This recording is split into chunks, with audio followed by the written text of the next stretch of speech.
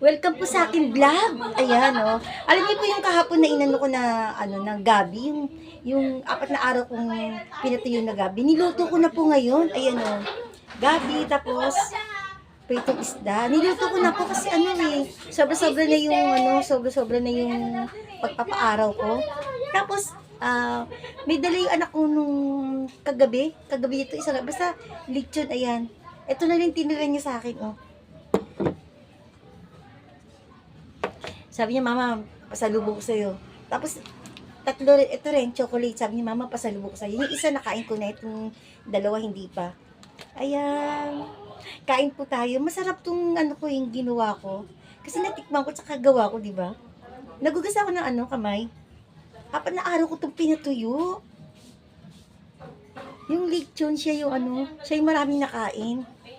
Oh, konti na lang to, oh. Puno to, eh.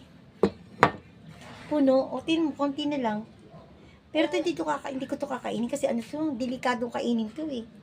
Ito lang, okay na to. Bahala siya, kainin niya uli yan. Siya halos puno, pero siya halos nakaubos. Ayan. Sarap ng gabi. Gawa ko talagang dami kong gata. Tapos, tuyo, siya, kulong-kulo siya. Talagang lutong-luto siya. Harap. Kain tayo. Ayan po, nako, no. Nagsabi na ba ako na welcome sa aking vlog? Ayan po, pakalawang kung pagkakataon. Welcome po sa aking vlog. Kain po tayo. Masarap.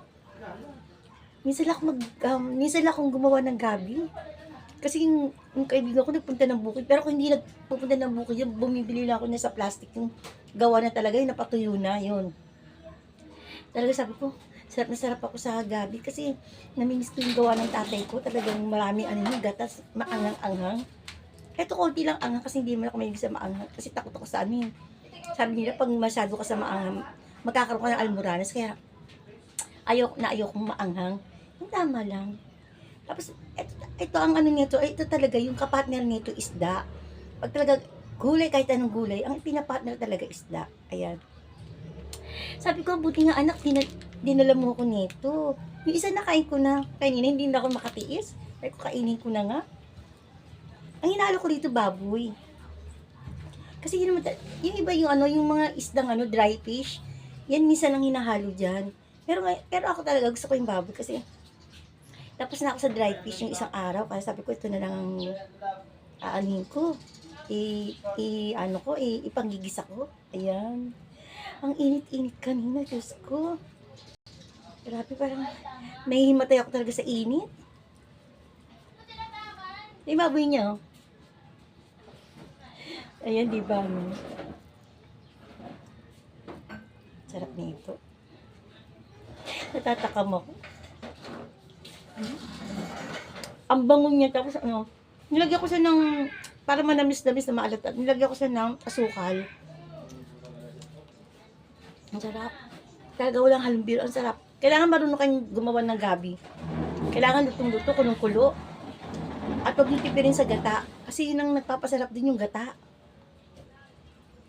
Kaya pag konti lang ang gata nyo, hindi yan sasarap. Kasi parang siya, parang lasa, halo yung tubig, di ba? Kaya kailangan talaga gata. Gata na may konti tubig.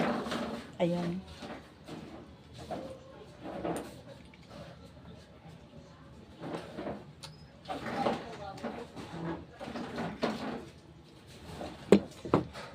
Ayan po. Sana napatikin po kayo, no? Pero talaga, ang sarap ng gabi, mabango, tapos tuyo sa araw. Yan. Be happy po and be kind. God bless everyone po. Bye.